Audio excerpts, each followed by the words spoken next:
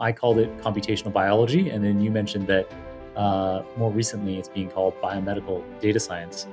Tell us about your particular area of research. At the core of it is how I think about protein structure. And there were 77 structures within this data resource. There's now close to 200,000. And that's had a profound effect on how we understand biology. The idea of using computers to study biology there was just basically a few of us that were weird, considered weird by the mainstream. And then what really changed it all was the Human Genome Project.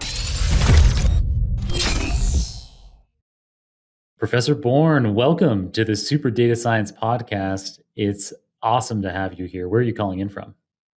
Oh, thanks for having me. I'm actually in a lovely Charlottesville, Virginia, in Central Virginia, at University of Virginia. I bet that it is pretty nice there year-round. Probably hot in the summer, but the rest of the season's delightful. Yeah, the weather's actually pretty good here. I was in Washington for 3 years, which is much more humid, much more swamp-like. I'd say Right. we're much more pastoral down here.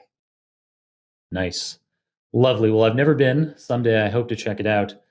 So we know each other through Amy Brand. So Amy was on episode number 567, and she had an awesome episode on open source and the importance of having science and journals and anything that we can think of be open. And we're going to get to some of these open topics later on in the episode.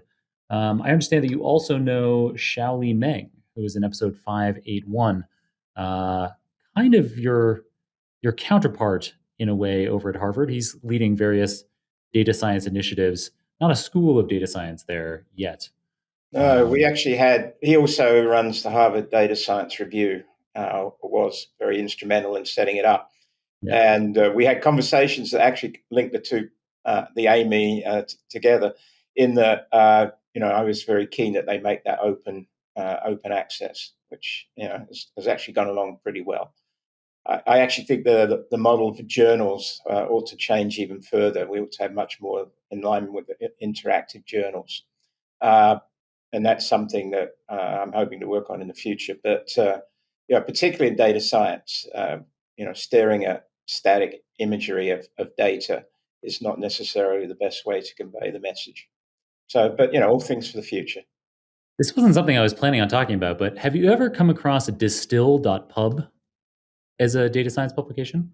No. It is a really cool, it is designed to be interactive first. So it has lots of interactive blog posts. They typically put a lot of effort into each one. So it's more about quality than quantity. And in fact, I've just now in real time gone and looked up, and they actually haven't published anything since September. So I don't know how active that is, but there are a few dozen historical articles in there, and they are interactivity first. So that might be something that interests listeners looking for. I mean, Jupyter Notebooks achieves some of that, but it's the recognition piece. And there lies the problem. It's the culture of the whole publishing industry that, what counts towards, your scholarship is typically quite traditional. So the idea, it's just not well accepted that we actually have a Wikimedian in residence, for example, but no one gets tenure in a university by publishing Wikipedia pages, which is, in my mind, actually somewhat unfortunate. Right. But that's the nature of the beast, unfortunately. So yeah. it's changing that system, one slow step at a time. Well, it seems like even this effort to have things be quite interactive. I've now, by scrolling down, I've noticed that they posted in July 2021 that they're taking a break. So, case in point. Yeah, exactly. Anyway, you are the founding dean of the University of Virginia School of Data Science. So what does that mean? What does it mean to have a school of data science, and what prompted you to lead the creation of the school? So I actually came originally, I was the chief data officer of the National Institutes of Health. And I decided at one point I didn't want to work in government anymore. So I was looking to go back to academia. And I actually came here for a couple of reasons. One, at the time, it wasn't a school, there was already an institute, a data science institute. And it was just a very small group of people. And I just really enjoyed the interactions I had here. And I could see that there was an opportunity to sort of build it out and then also do my own research. And it was only later that the leadership of the university, I have to say that a large gift, in fact, the largest gift in the university's history, helped launch the school. But that ultimately was Oh, not the wow. reason for doing it. It was really that the importance of data science got elevated to that of being a school, Right. which is, a major construct within an academic framework. And it hasn't happened much. I mean, University of Virginia is a little over 200 years old, and it's only the 12th time in its history that a school's been formed. So I think Right. it sort of speaks to the importance going forward that data science is perceived to have. Yeah. I mean, you're preaching to the choir, I guess, a bit here on the Super Yeah, Data Science yeah, podcast. But it makes a lot of sense to us. So I guess the idea is that it brings together lots of different disciplines that are critically important in data science. So things like mathematics and computer science, statistics, these can all be taught in one place. There's, I guess, a sense of camaraderie and scholarship between those disciplines that overlap in data science. yeah. There's also competition, of course, with respect to those existing disciplines. I mean, I think from our point of view, what we speak about the school as being a school without walls. Mm, And really, that takes what you just described, which are core elements that come from statistics, computer science, applied math, and so on. But really, it's the domains to which that's applied. I think that's what makes for data science, in my view.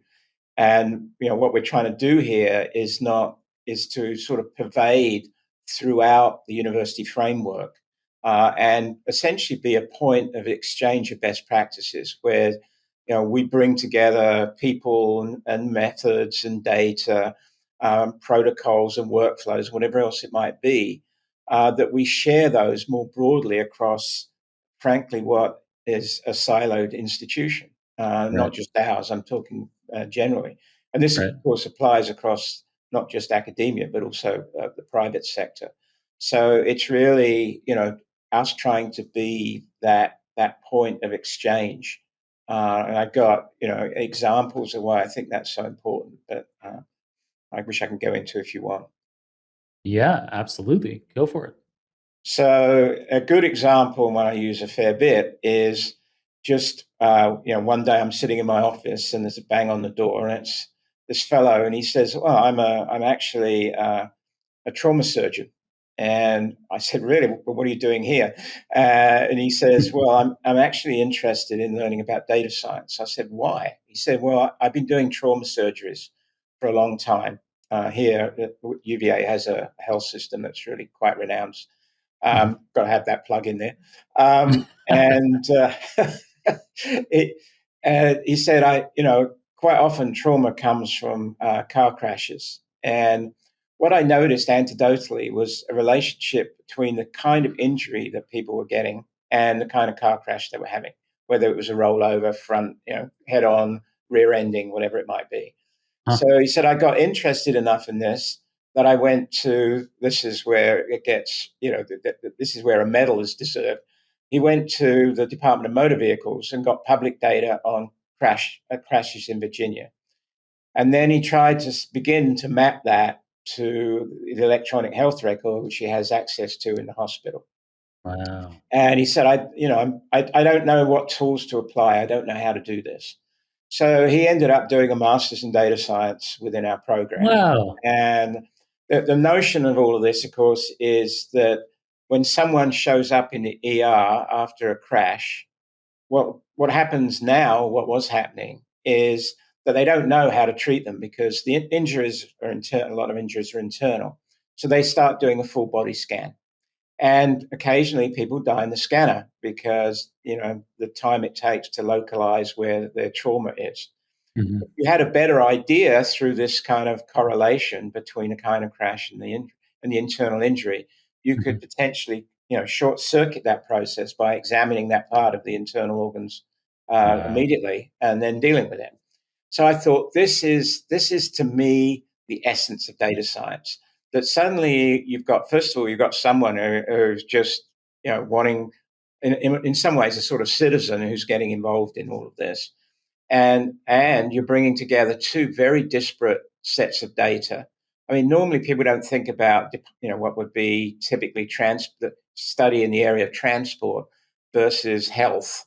Bringing Right. those data sets together actually to create societal benefit.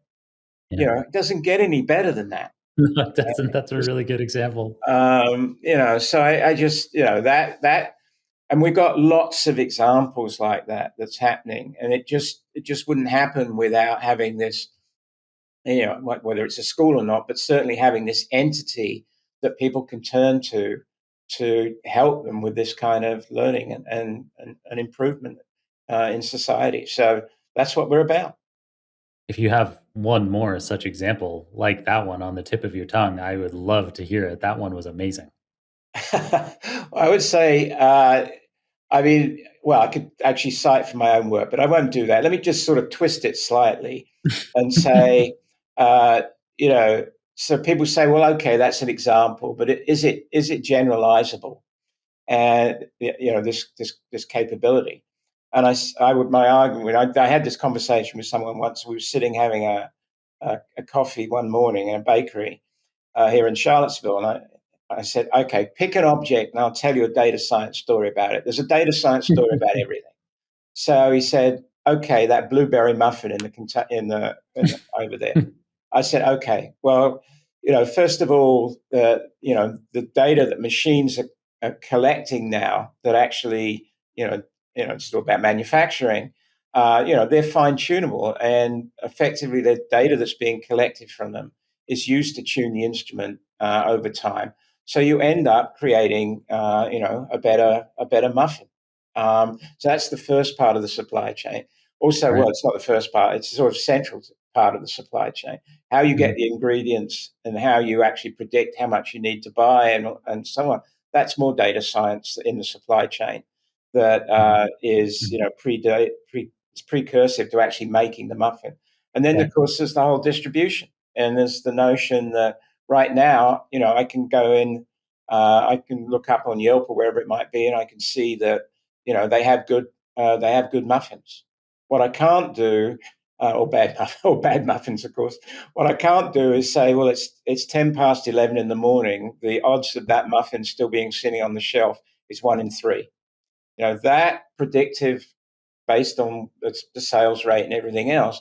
Another piece of data science. So it's all along that supply chain, and wherever there's jobs to be had all along there. And you know, you know, to make the baker happy. Super cool. And the consumer. This episode of Super Data Science is brought to you by Z by HP. Get rapid results from your most demanding datasets, train data models, and create data visualizations with Z Data Science machines, which come in both laptop and desktop workstation options. The Data Science Stack Manager on these Z by HP machines provides convenient access to popular tools and updates them automatically. So this helps you customize your environment easily on either Windows or Ubuntu. Find out more at hp.com/datascience. That's hp.com/datascience. All right, now back to our show. Very cool. Those were amazing examples. I am going to force you to talk about your own work later on, so you haven't gotten off that easy. um, so your field is computational biology. We'll dig into that later on. Is there anything from your decades of experience in computational biology that you've brought into the University of Virginia School of Data Science? Are there any relationships there? Yeah, if I think back, you say decades. Of course, people aren't going to be able to see me, but it's actually 4 decades, right? And I think what's in a way what's happening in computational biology is a precursor to what's happening in everything, whether it be religious studies or whether it be history, whether it be economics. It's the same. It's the same process. And so, by looking at that process in computational biology, which I'll explain to you, I think you can see where it comes from.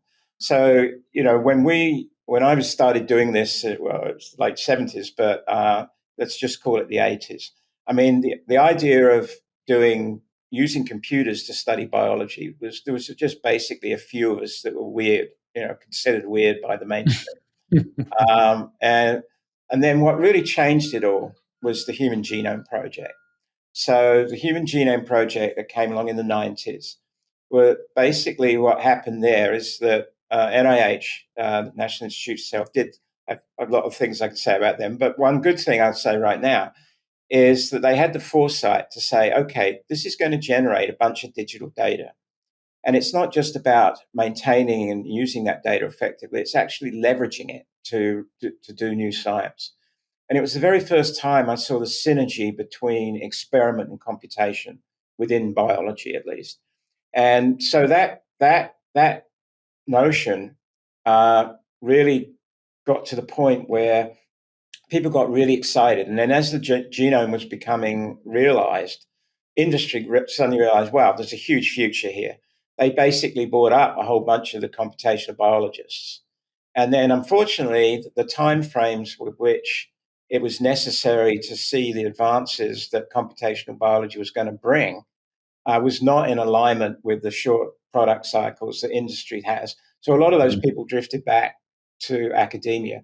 But I'd say over the period of like the 2000s and then into 2010 and beyond, it became to the point where you could get a tenured position by doing just computation in biology.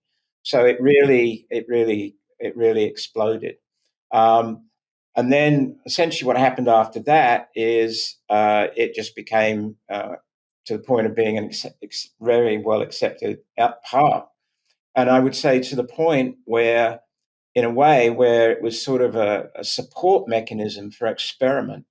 I'd say the opposite is now true, that the predictive modeling that is and will continue to come from the computational study is going to drive what we do experimentally. The experiment becomes essentially a validation of a computational outcome. That is a fundamental reversal. And I said exactly what I just described to you to the advisory board of the director of NIH when I was actually at NIH and reported to the director. And no one, my time frame was a bit off. I said 2020. It's now 2022, and we're still not really there, but we're close. And it's going to be profound. And that is something. And so what drove that? Well, initially it was all this digital data that got everybody, got the juices flowing and the compute cycles going, and everything happened from there. That's now happening in every conceivable discipline. And I would say, sitting here in academia, in the 40 years I've been in it, there's nothing going on like what's going on now across all of these disciplines. And as I said already, the goal here is to try and use our school to, cross-purpose a lot of the innovation that's happening across the different disciplines.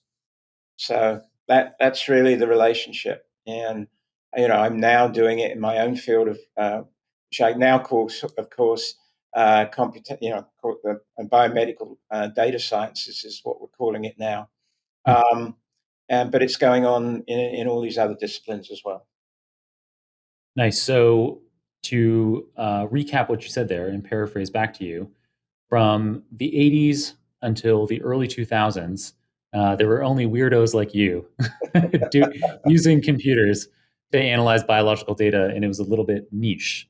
But then starting around 2010, people driven by things like the Human Genome Project and people seeing the value in all of this digital data, people could start to get jobs around 2010 doing computation alone in not only biology, your field, but in other disciplines as well. So the same kind of digitization that we see in biology exemplified by, say, the Human Genome Project, we're seeing this kind of digitization in a lot of different traditional academic disciplines. And that spans not only the sciences, but the arts as well. We see things like when I was an undergrad, I don't think there were any faculty at my university who were like computational historians. But now lots of people are analyzing digital records, analyzing literature, using natural language processing techniques. And I suspect that, similar to what you're describing in biology, whether it's the sciences or the arts, the humanities, people are, a decade ago, people started being able to have their job be focused entirely on applying computational methods to whatever digital data you could get in that discipline. And now what you're saying is that in recent years, and a trend that will no doubt continue in the years to come, these digital records and computational techniques aren't the they're not the result of trying to think about solving some problem. They actually drive even what problems should be solved, what experiments should be run. Yeah, no, that's great. You were actually listening to what I said. I'm impressed. But you did you did remind me that just a little story that really got this sort of thing going. And then really it sort of goes back to why I'm so keen on doing this school. Is when I was at UC San Diego for many years, and at one point I became the associate vice chancellor for innovation and industrial alliances, which took me out of my pharmacology department and took me around the campus to talk to all sorts of different people to try and help them, turn their research ideas into product. And I went to see a fellow in the Rady School of Business. And when I walked in there, he had a paper of mine on his desk from computational biology. And I A said, "Oh, paper you mine? do it." I'm sorry? A paper mine? No, a paper of Oh, mine. a paper of yours. Sorry, I don't It's know. Yeah, it's I. my Virginia accent. Yes. Um, and I said, "Oh, you bought that paper out because you knew I was coming to visit you." And he said, "No, I had no idea it was your paper. We're using a statistical method from this paper." Mm. So, here is. I said, "What are you using it for?" He said, "We're analyzing Corning marketing data." And I said, "My God, it's completely different than what I was doing with that method." And that got us talking. And it was all about the time, this was like 2010, 12, when big data was just becoming, a thing. So Mm. we got talking and we ended up organizing a big data at UCSD Day. And it was the most attended event, I think, as I recall being told, by faculty in the university's history, because they Wow. all smelt money. They smelt what was coming. Right. And it was full of the kind of things you just alluded to. The one I particularly remember was someone talked about where in the world is Francis Bacon, and it just so essentially what they'd done is they'd done natural language processing on a whole set of digital texts, historical texts that included references to Francis Bacon, and they built a social network of Francis Bacon, where he was on a certain day and time, who he talked to or he communicated with. And I thought to myself, however accurate it might be, it is a tool that's going to change how we study history. No one's going to sit there pouring through massive amounts of text in Latin and goodness knows what else ever again, because there'll be, that will be the fallback position. Well, we'll accelerate the way we study history. And I thought, well, that's just one field. That's just Mhm. happening everywhere. And now I've got all these people doing digital humanities in the school, doing really interesting stuff that is completely alien to me as a researcher, but incredibly interesting. Did they pick Francis Bacon because of the 6 degrees of Kevin Bacon? No, I don't think so. But I guess they were just scholars that were interested. Somehow got hooked up with these computing geeks who really helped them and opened their eyes to all of this. Yeah, but yes, it's a good question. I don't know. It just it's one of the most famous contemporary examples of Yeah, people trying yeah. to connect the dots around someone's life, and so doing that historically with another Bacon. Um, all right. So we've talked about the University of Virginia School of Data Science and why you founded it. And now we've talked about how data science or the use of computation and data science has gone from being a sideshow in academic disciplines to being not only integrated in it, but now driving a lot of the innovation that happens across disciplines. So this brings me to um, another kind of extrapolation question for you related to academia and education, which is is higher education the way that it's set up today working well, or do you think that there's room for improvement in the future? Uh, I actually think there's room for lots of improvement. A couple of examples, and I think this plagues not just higher ed, but also other industries, including the NIH when I was there, which is just this siloing that prevents the free flow. Just as an example, when I went to NIH as the first chief data officer, uh, I said to Francis Collins, the director of NIH, explain to me Mhm. my job. And he said, well, it's to take the 27 institutes and centers of NIH that operate independently and using data as a catalyst, that should flow across the organization. I want you to change the culture of NIH. And I said, oh, you mean this $40 billion a year operation? He said, yeah, yeah. I said, okay, what am I going to do next week?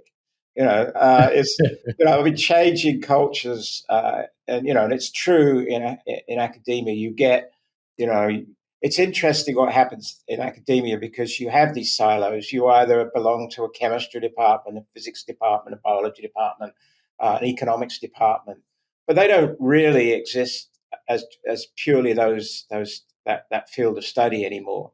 They're all involve some aspect. So you increasingly see the notion of institutes or centers being set up that actually bridge across those disciplines.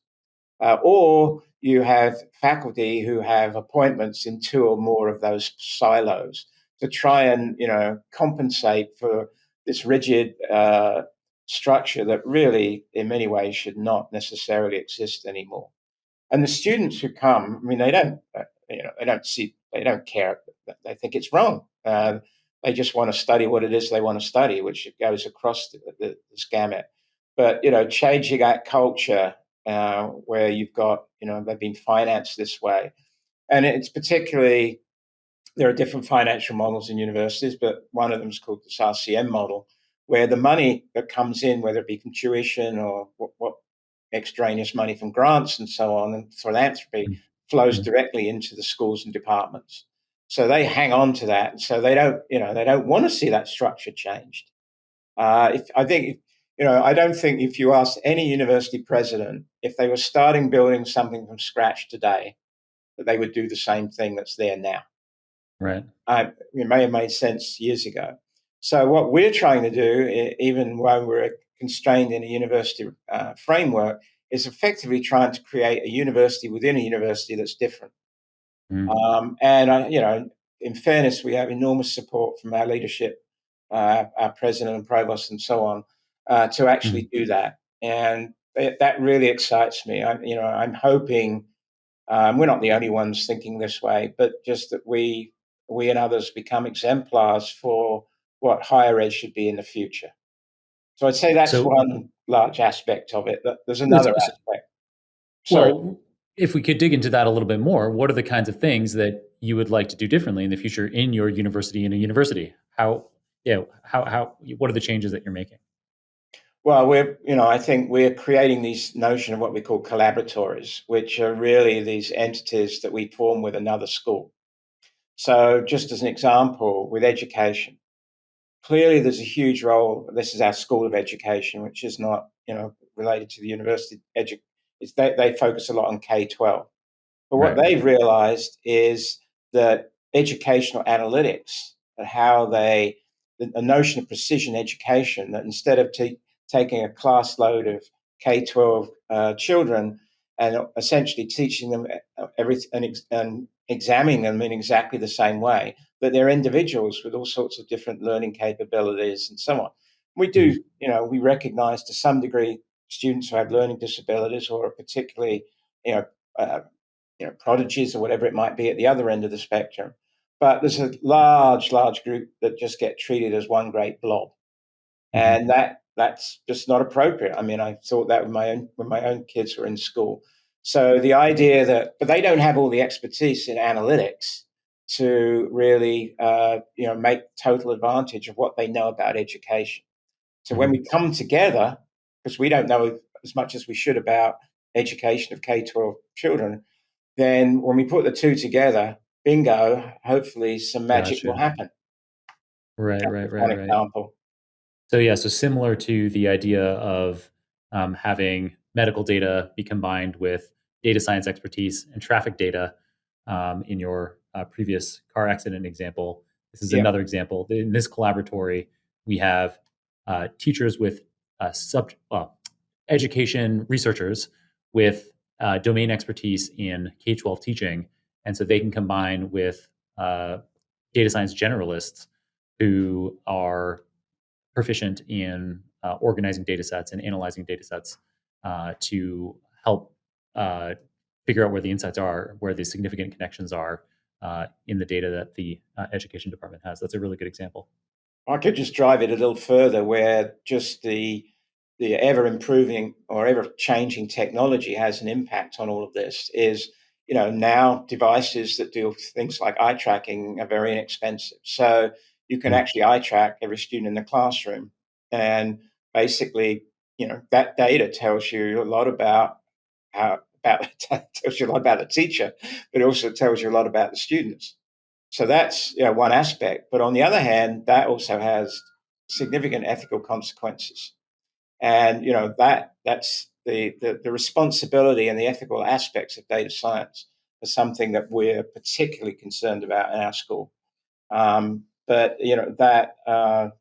so there's lots of different components to this. But technology Cool. is obviously helping drive the moving more towards this precision education with Cool. caveats. Yeah, precision education sounds cool. And now, so I wonder if you'll be able to go back. I interrupted you to get an example of the kinds of things that you were trying to do differently in your School of Data Science. And so you were about to say something else. You were like, that's so I've finished my one main point and now I have another. And then I interrupted you. Do you remember what you were going to No, but I'll make up something. say? Um, you know, I think how we think about ourselves as a group, as a team within the school. Actually, so I think that. We're trying to reduce hierarchies as much as possible. Academia is very hierarchical, and we're Right. trying to address that. That wasn't the point I was going to make. I think the point I was going to make is eating our own dog food, Oh, which yeah. sort of relates to some extent to the example I just said about K-12. But applying that broadly across what we're doing, we in academia, and I think this is generally true, is we're not. I remember saying to our president, I always like sticking the knife in, and saying to him when we formed the school, he congratulated me and said, "It's great we got the school off the ground." I said, "Jim, this is great. Now all we need to do is to find a reason to hire our own graduates, because we're not actually doing enough data science on ourselves. So Right. we're not actually, for example, uh, a project that we've and others are sort of things that people are looking at is there's obviously a great concern about the mental health of our students. And what you really want is predictive models that give you a sense of someone potentially going off the rails before they go off the rails. And Right. so the interrelationship between their health record and their performance record, their transcript, if you like, it needs to be much more finely nuanced than that. Is a particularly important area of study. Obviously, that also has significant ethical considerations, but in principle, the promise is there. Of really uh, improving the student experience and their wellness through data science, and that is there's clearly it doesn't matter where you turn, whether it's the muffin or it's wellness of students. There's so Right. much to do. Yeah, we are really at the very beginning of the impact that data and data science will make in our lives. We haven't realized a fraction of 1% of what's possible. And I will get to a big question related to that uh, later on in the episode for you. For now, I have a relatively straightforward, pragmatic question for you, Philip, which is what are the most important data science skills in your view? You run the School of Data Science, you probably have a lot of insight into uh, the substance that students are being taught, whether they're going off into academia or industry. What are the most important skills for our listeners to have? Yeah, maybe I'll couch that in how we think about data science, because I think that's a precursor to what we think is the most important skills to provide our students. So we've come up with a model for data science we call the 4+1. So there's four elements of data science. Uh, the obvious one, of course, is analytics, which is what everybody thinks about. But I think there are three others that we feel are equally important, and and those are um, systems, which is how we think about how we move data around, the hardware and software, the cybersecurity, and so on. Another one is design. So that's the third one. So how we think about human-computer interaction, Right. which is critical for communication, dissemination, and that sort of thing, which is Mhm. clearly something that's very important to students. And then the last one is what we call value, which gets back to this notion. I mentioned ethics a couple of times, but really it's much more than that. It's really about ethics, policy, justice, law. And it's really the way we think about it as value is the tension that exists between the ability to have data science produce something and the nefarious effect that that might have. It might have positive effects, but it almost might have negative effects. There's a tension there, and that's what we think about value. So those are the four elements, and the plus one is all the domains that we apply to that we've been talking about Ah, all along. So I would say what's important for our students to go away is to go away with that balance, is to have to be thinking about all four of those components. Yes, they're going to get jobs where they're going to specialize in some aspect of it. But we're basically providing them with a grounding, both at the undergraduate and the graduate level, in the 4+1 model, and then they'll specialize in probably one or more of those four areas. I mean, they're not mutually exclusive by any means, but that's how we think about training our students. I love it. That was such a great answer. I'm glad that I asked. And so then as a follow-up, a kind of a tricky a potentially tricky follow-up, in addition to these data science skills is 4+1, analytics, systems, design, value, and then of course domain-specific application that's important today.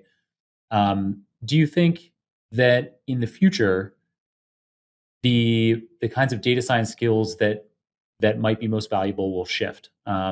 So maybe you know maybe not relative to these broad areas that you're talking about in the 4+1, but maybe kind of more specifically, are there kinds of skills that listeners should be developing to prepare themselves for the data science of the future? Yeah, so I see what you're getting at. I mean, certainly, having a reasonable statistical background, being able to use the tools du jour, and the languages du jour, Mhm. is really important. Whether today being things like R and Python. Right. Um, I think clearly, those basic skills are really important. But I also, I think about, and it's partly my own bias and background, that I think, and I actually, it's interesting when you bring a whole group of different people with different perspectives about data science together, you get so many different viewpoints. I think a lot about what I guess I would call data engineering, which is Mm. the sort of precursive work that goes on to all the excitement. Um, and I've spent, my own career in biomedicine, spent a lot of time thinking about and developing tools and things around this. So, I think so. How you engineer the data to do all these incredible things that we've been talking about, I think it is really important, and so that you can deliver all of that in a timely and accurate way. Yeah, couldn't agree more that data engineering is one of the most valuable skill areas for our listeners to be picking up. Those kinds of things that you mentioned before that, like statistics and being able to program in, say, R or Python, those are essential. There's no question. There's no getting around that. And something that is becoming more essential as data sets get larger and larger is data engineering, being able to handle very large data sets, more than you can fit into memory on an individual machine, and being able to stream information from these very large data sets, clean it up, identify signal from the noise amongst potentially a lot of noisy data that have been collected. I couldn't agree more that this data engineering is a hugely valuable skill. And in fact, assuming that recording goes ahead as anticipated, the very next guest episode, episode 595, coming up next week, will be with Joe Rice. And so he has just finished writing a book on data engineering, and we'll have the whole episode focused on that. So keep an I, ear sh- out for, I shall for be that. avidly listening in. Yeah, no, I think it's really important. And we have an amazing advisory board of private sector experts, including the CIO of Capital One, former president and CEO of Verisk Analytics, and they tell us the same thing, that the data engineering is, from the point of view of their organizations, is just you know the the need of the day. Agreed.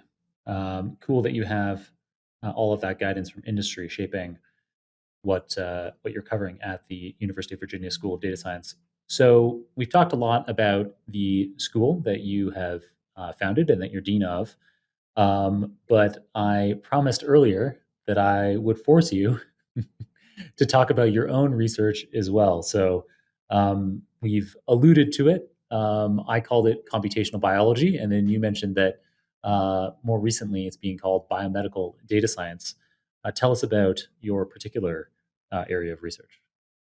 Yeah, so I guess it's fairly broad, but at the core of it is how I think about protein structure. So this is the three-dimensional structure of proteins and DNA and RNA, for that matter. But I focus particularly on proteins. And we were involved in helping develop a resource called the Protein Data Bank, which is the public repository, the open source, the open data repository for all of this material that has been collected now over my lifetime. When I started, there were 77 structures within this data resource. There's now close to 200,000.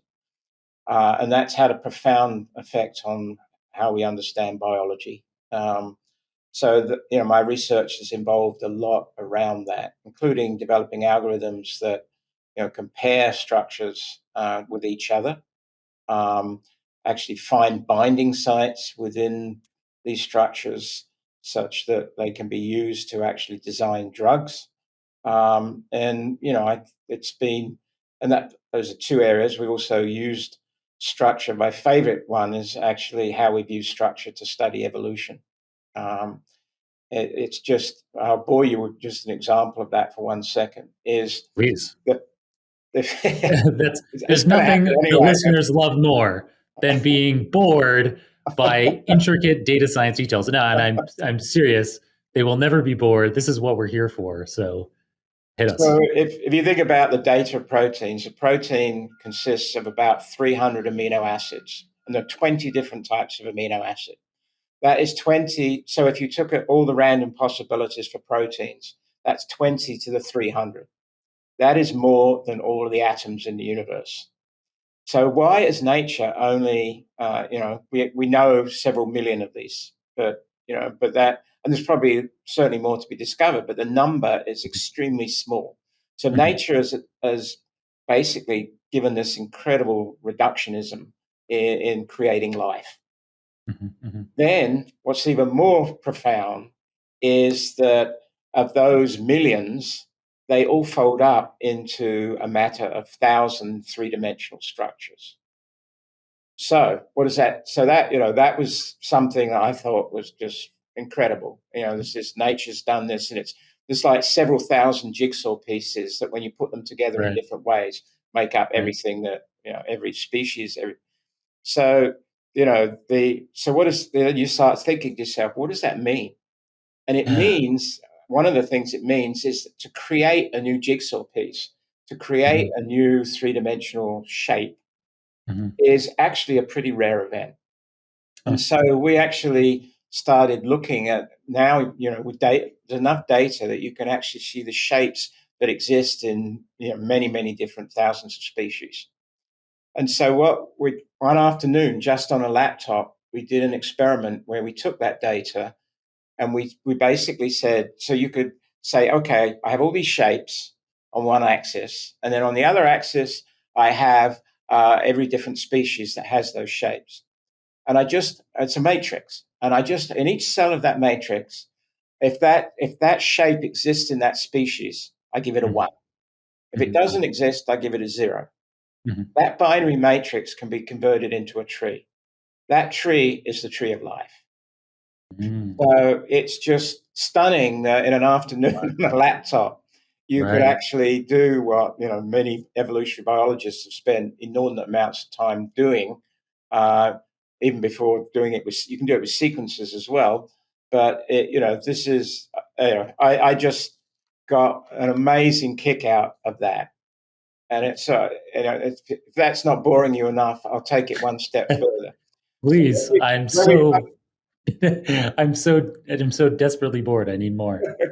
so when we were uh, publishing a paper that described this, I actually gave it to my bioinformatics class at UCSD as the final exam.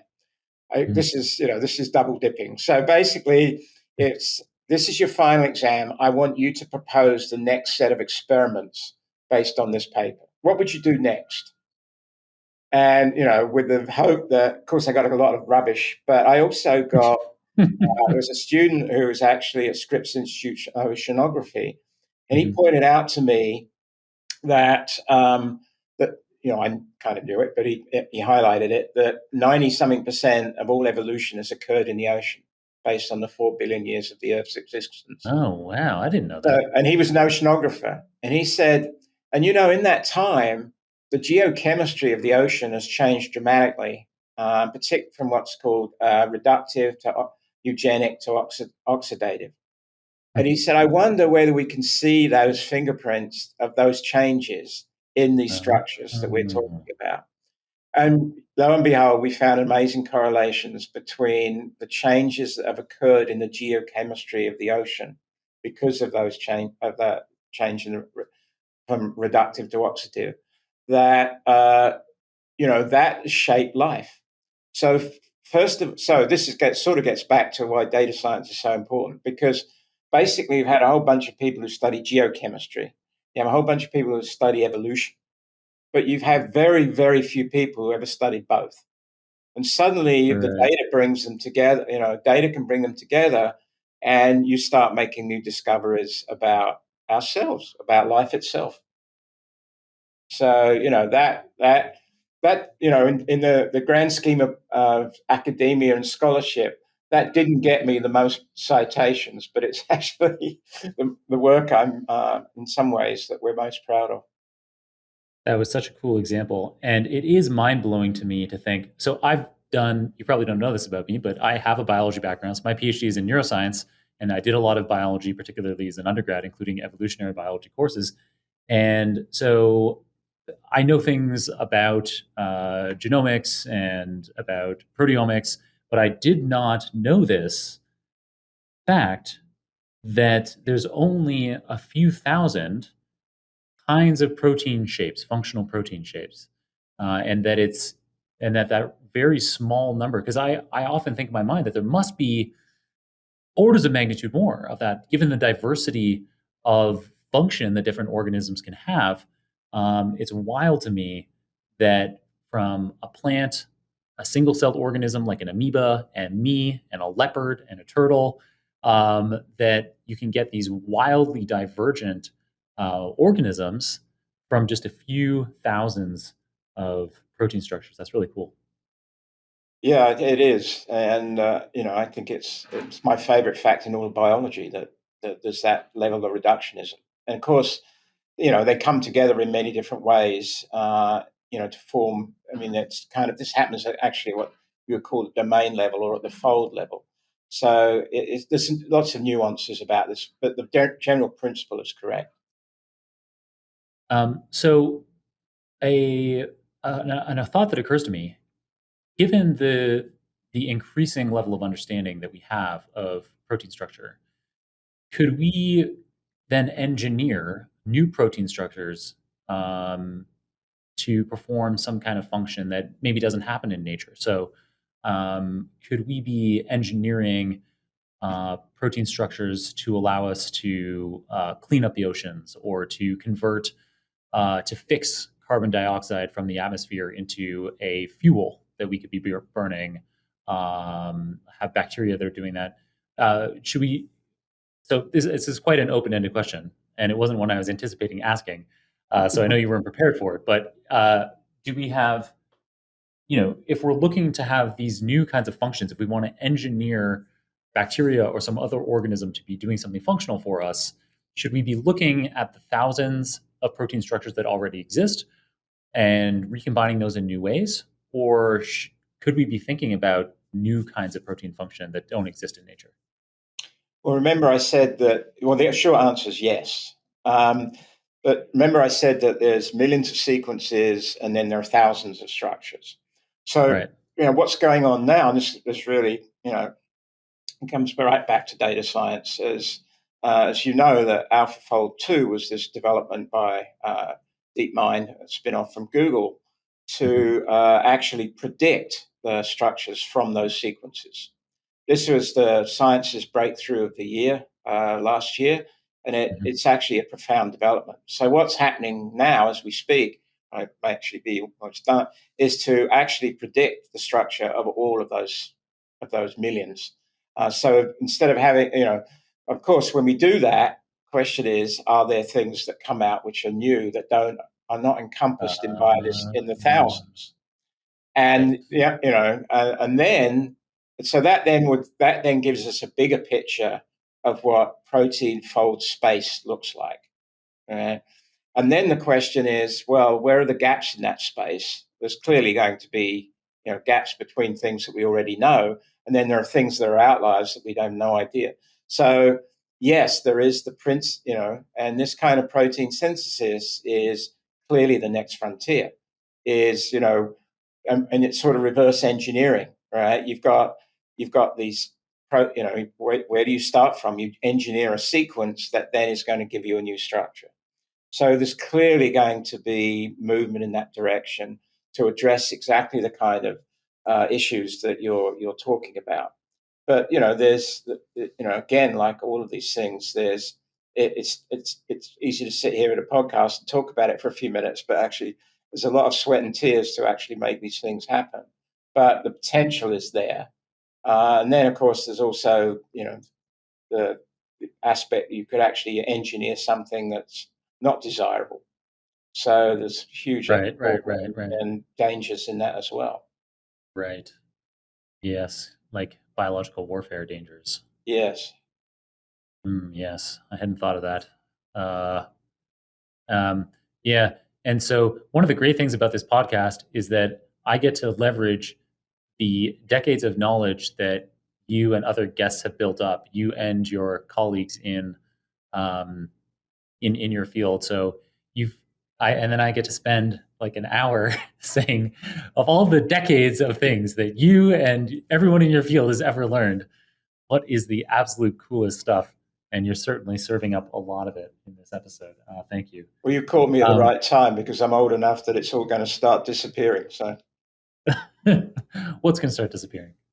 What little knowledge I had.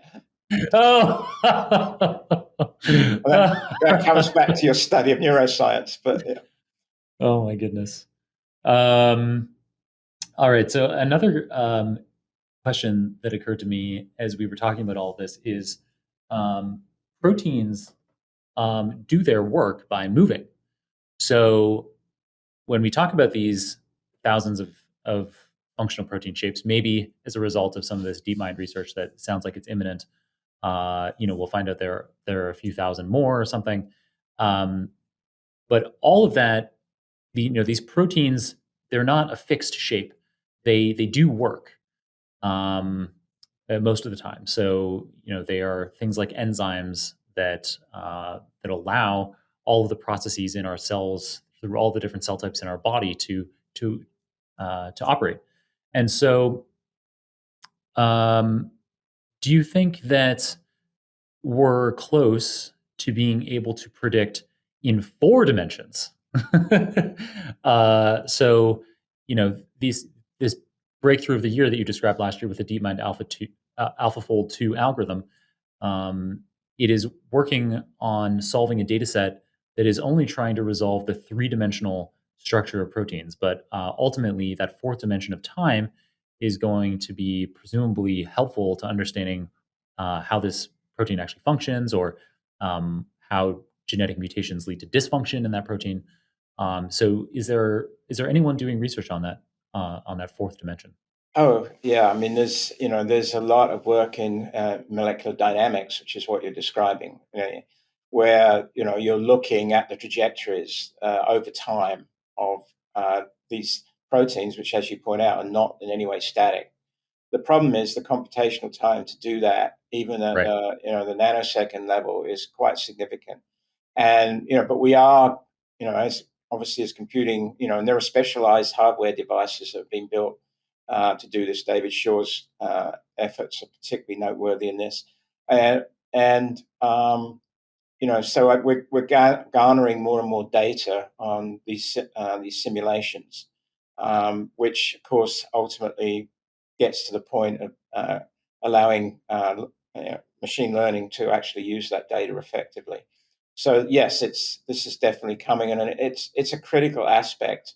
And we think about this in my own work with respect to drug discovery.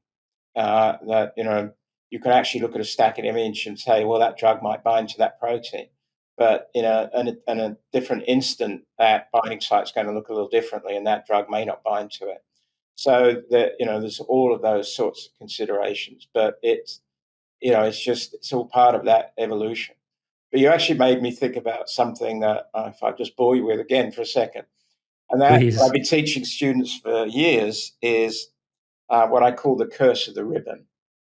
So, I think the motion of proteins brings this into focus, because what happens, and this is just human nature, is we've all seen the iconic structure of DNA as a double helix, and we Mhm. many almost anyone now seen pictures. Particularly, they're in the New York Times all the time. What they were when COVID was on the front page of various proteins that make up the virus, and Right. those are effectively what you'll see there is quite often what I call ribbon diagrams, which is a visualization of some very complex data of what the atomic structure of these proteins look like. Mhm. So that's all good. It just creates a visual stimulus that you can work with. And no one in the world will want to do away with that because it's been so powerful for many, many years. However, it also you get into this mindset that before long you actually think that's what a protein is like. So it's a useful tool, but it actually sort of whitewashes to some extent what really proteins are like, including as it relates to motion, which is what made me think of it. So Mhm, mhm. so the question is, I think you always have to be asking yourself, this is just one representation, but it's not necessarily the true representation. And I think this Right. comes back, to data and more generally in data science. You need to be thinking about, how it's great to have these visualizations. It's how, it's the human computer interface piece, it's the design piece, but you've got to look at it in the right perspective. And it's not the only way of thinking about these things, because you've got to open your mind to alternative representations that might lead you in new directions and new points of discovery. Super cool. Thank you for boring us again. um, all right. So, truly, your work is fascinating, and I'm so glad that we've been able to dig into it. Um, One last piece of your professional puzzle that we haven't dug into much, that we've only alluded to. In fact, right at the beginning of the episode, we alluded to that connection between Xiaoli Meng, Amy Brand, and yourself, so previous guests of the show, and you around open access. So you are an advocate of open source, open science, and open scholarship. You've written several books on the Unix operating system, and you founded an open access journal, Computational Biology. You participate in the open project of the Protein Data Bank. So, what has inspired or motivated you to be such a strong advocate for openness? Yeah, thanks for asking.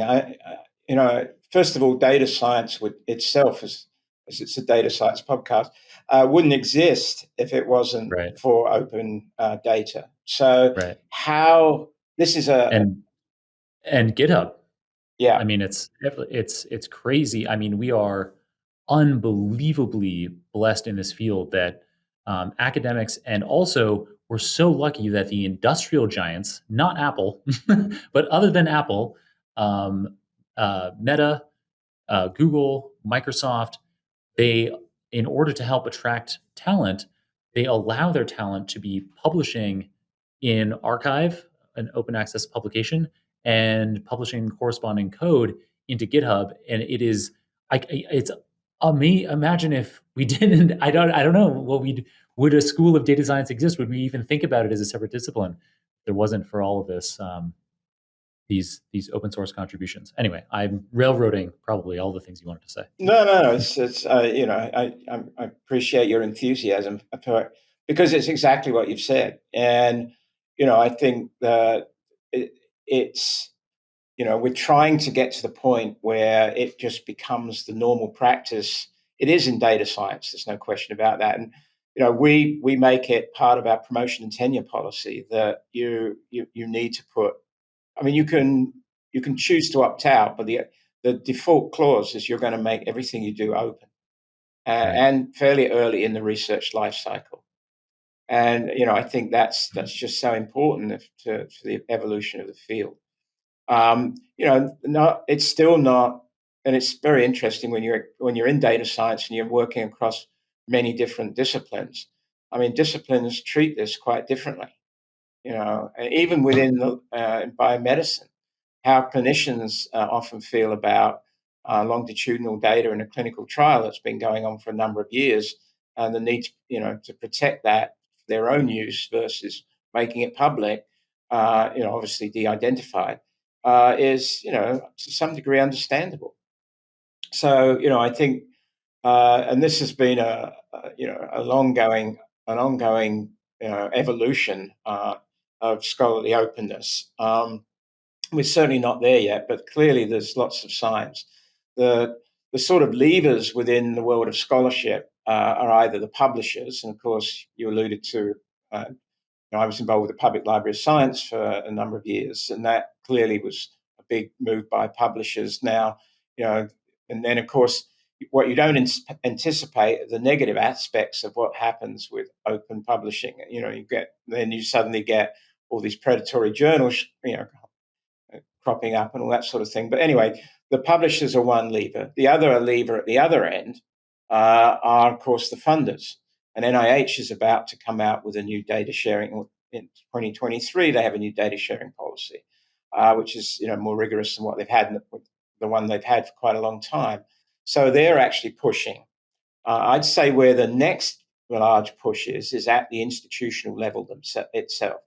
So that we actually think about our institutions more, about surrounding open scholarship, and that's something that's happening. There's an organization called Helios, to which the University of Virginia is now part of. A number of 50, 100 more academic institutions are actually agreeing to push the notion of open science, open scholarship. And I wanted to say open science, but it's more than that because it relates to the humanities and as Right. well. And really look at it at the institutional level, exchange best practices about what we're doing to try and promote open scholarship within our own institutions, share those practices, and do better. And this is being under I'm saying underwritten financially, but because it's not, but at least philosophically and support from the national academies of sciences. So, I think that pushing the whole notion of open scholarship within academic institutions is the big next step. And we feel as a School of Data Science we have the reasons I mentioned, a really important role there. Very cool. Exciting to see that funding bodies and institutions are pushing people in the right direction. And I think, I don't know, it's probably for a lot of people the direction that they feel like there's probably a bit of a good feeling to having your scholarship be available, the data sources that you're using, the code that you're using. Well, it becomes very obvious when suddenly you find yourself with some medical condition that you're concerned about, and you can get a significant amount of information from the likes of WebMD and tools like that. The moment Mhm. you try and dig into more in depth, you start to hit paywalls. So Right, you've probably paid as a taxpayer for that research, but you right, can't access it. right. Just to That me, is, just seems it is unconscionable. very, yeah, it's an industry, especially now. When I was in a university, it didn't bother me so much because through the library, I had access to all of these journals. I could put my VPN on, and I had access to all of it. And now I don't. So I'm lucky that in data science, a lot of the data science papers are in archive. Yeah. But as you say, when I want to look up something medical, yeah, I can't dig into the references. I can only read the abstract. I mean, when I was at NIH, we made a big push in biomedicine towards supporting preprints. And I remember making there was an organization that sprung up around it still is called ASAP Bio. And I remember presenting to all of the 27 directors of the NIH institutes and centers the idea that we should actually support preprints as valid research objects that could actually be put into grant applications and so forth. And, as we were walking out of that meeting, Francis Collins, director of NIH at the time, said to me, wow, that was the least contentious meeting of the directors I've ever been at, because they were all, really behind it, and that became part of the fabric of research, and that there's a doubt. There's always an argument to be made that it's not preprint is not yet peer review, but Right. at the same time, given the speed of publishing in many areas, Yeah. I think there's enormous value in it personally, and I'm really glad to see that it's becoming more and more adopted, not just in biomedicine but in other fields as well. Cool. Yeah, I couldn't agree more. All right. So we've had some big conversations in this episode already. We've talked about where data science is going. We've talked about where biological research is going. And so it is clear that lots of exciting changes are coming. Um, and every year, data storage is cheaper. Every year, compute costs are lower. We have exponentially more abundant sensors collecting data all over the place. We've got increasing interconnectivity between people around the world, and that interconnectivity is faster and faster. People getting access to archive papers and open access data in real time at increasing bandwidths. So technology as a whole, particularly as it pertains to data science, is advancing at a faster pace each year that goes on. So, given your decades of experience in computational biology research and as a bureaucrat, to use your own words, in data science education, what excites you about the future? Maybe in the lifetimes of your children, how could their lives be transformed by the work that people like you have been doing in your career? Yeah, I remember reading a book about it was on the New York Times bestseller list. So it was a whole group of people made amazing contributions, including people like Tim Berners-Lee, trying to predict what was going to happen in 50 years. and frankly, it was all pretty pathetic in that no one could actually really go out beyond 5 years. Right, right. So I think in the near term, obviously, from a technological point of view, I think virtual reality and that notion of human computer interaction is obviously it's the kind of thing that Meta's and other all the big companies are totally getting on board with, and there's no question that will have profound implications as a technology. In other ways, it's just the evolution of the what's happening already with respect to just the breadth and depth of data that can be explored. And obviously, all the technologies around machine learning and so on are improving. But in the end, the driver is all that data, and it's just coming from more and more diverse places, and by means, as you mentioned, sensors is the obvious one.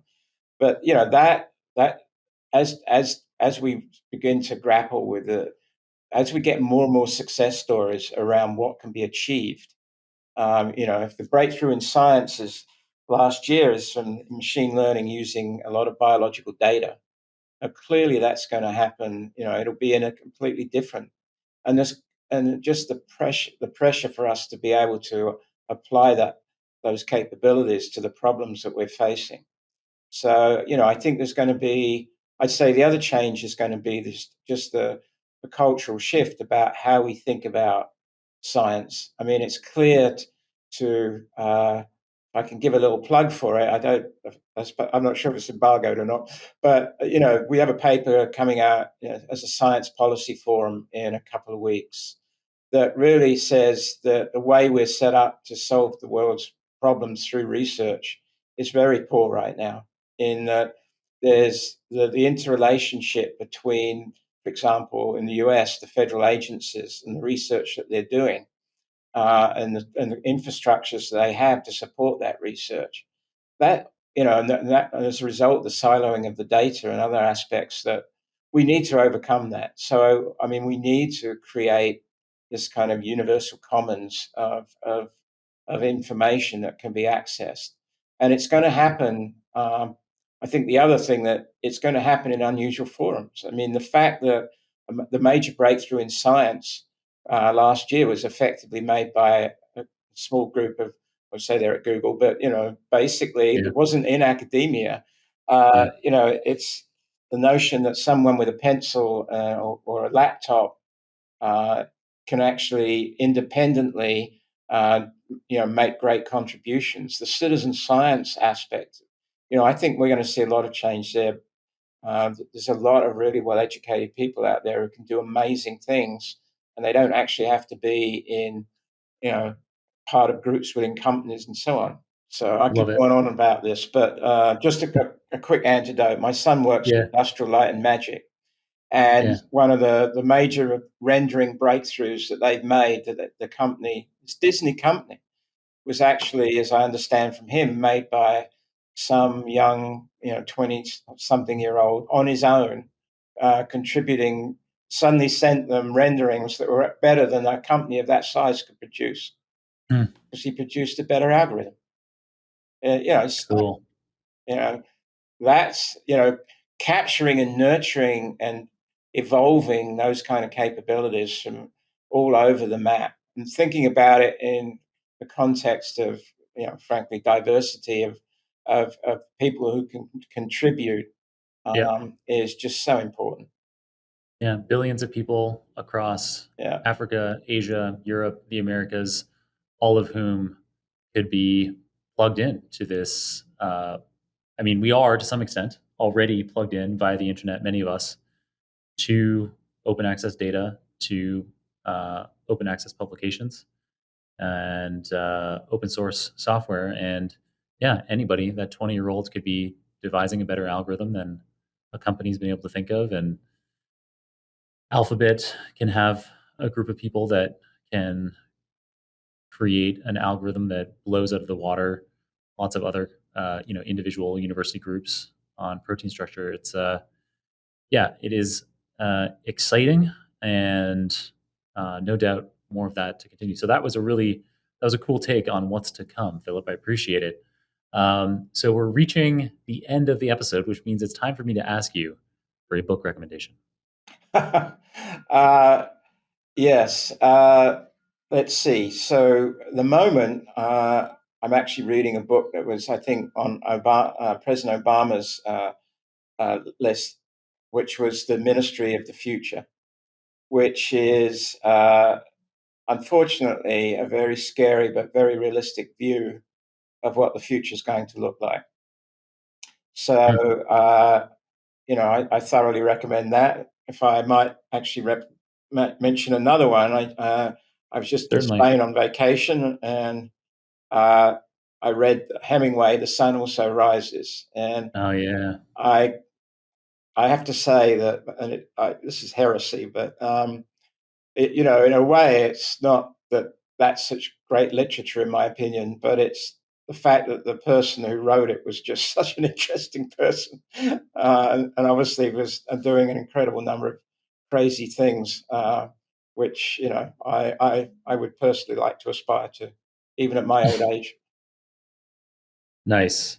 I like that. That's a great recommendation. I love how we have this nonfiction futurology recommendation, and then a classic from Hemingway that is inspiring your own character, it sounds like. So it sounds like a great read. All right. And then final question for you is how people should follow you. You've enlightened us with all kinds of boring topics today. And so if we want to see some boring tweets, or Yeah, how should I'm we follow just you? at PE Bourne. Yes, they are pretty boring. I don't tweet anything beyond work stuff. I also have a Dean's blog where I blog things around. That's on WordPress. You can just look up Dean's blog, Bourne, WordPress, and that relates to things that we're facing in the school. So, in fact, I'm actually up for my 5-year review at the university right now. Leaders go through this. And my review group last week asked me, will we need a School of Data Science in 10 years? So I actually wrote a blog telling them, of course, we needed that School of Data Science in 10 years. So that was the latest blog I just did a few days ago. Nice. That sounds great. Thank you so much for everything in this episode. This has been fascinating. I've loved speaking to you, Philip, and hopefully we'll have an opportunity to get you on the show again someday and to hear the latest of what you've been up to. Well, thanks, John. I'm not sure I've got anything left to say, but it was great being part of the show. So thanks for having me. I really appreciate it. It feels like I say this every week, but yet again, what an incredible guest Professor Bourne was. He's an adept, humble, and charming explainer of seemingly anything, from the technical aspects of his research to real-world practicalities and implications. In today's episode, Philip filled us in on how sharing approaches across disciplines such as medicine, transportation, and data science can facilitate discoveries such as the likely bodily location of car crash injuries based on details of the collision. He talked about the 4+1 clustering of data science skills into analytics, systems, design, value, and domain-specific application. He talked about how, alongside essential core skills like statistics and programming, data engineering is emerging as one of the most valuable areas of data science expertise. He talked about the evolution of computing within other academic subjects from something fringe only for weirdos in the 1980s through to the computation-first nature of many experiments designed today, no matter whether in the sciences, arts, or humanities. And he talked about how computational approaches to understanding protein structure like AlphaFold 2 enable us to understand the impact of genetic defects, discover new drugs, and help prevent climate change. As always, you can get all the show notes, including the transcript for this episode, the video recording, any materials mentioned on the show, the URLs for Philip's Twitter handle and blog, as well as my own social media profiles at superdatascience.com/593. That's superdatascience.com/593. If you enjoyed this episode, I'd greatly appreciate it if you left a review on your favorite podcasting app or on the Super Data Science YouTube channel. I also encourage you to let me know your thoughts on this episode directly by adding me on LinkedIn or Twitter and then tagging me in a post about it. Your feedback is invaluable for helping us shape future episodes of the show. Thanks to my colleagues at Nebula for supporting me while I create content like this Super Data Science episode for you. And thanks, of course, to Yvonne and Seabird, Mario Pombo, Serge Massis, Sylvia Ogvang, and Kirill Eremenko on the Super Data Science team for managing, editing, researching, summarizing, and producing another Super Data Science episode for us today. Keep on rocking it out there, folks, and I'm looking forward to enjoying another round of the Super Data Science podcast with you very soon.